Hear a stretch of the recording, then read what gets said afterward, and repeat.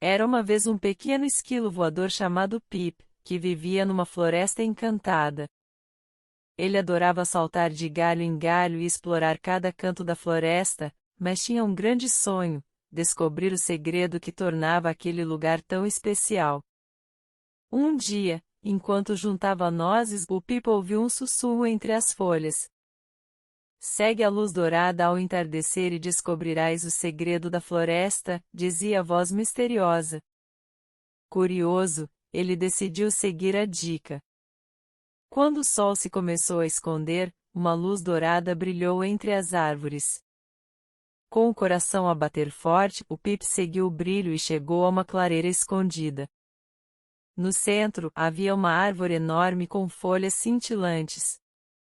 E então, um passarinho azul pousou em seu ombro e disse-lhe: "O segredo da floresta está na amizade e na bondade. Cada ser que vive aqui protege uns aos outros e cuida da natureza. Por isso, a floresta é tão mágica." O Pip sorriu e entendeu que a verdadeira magia estava no respeito e na união entre os animais e as árvores.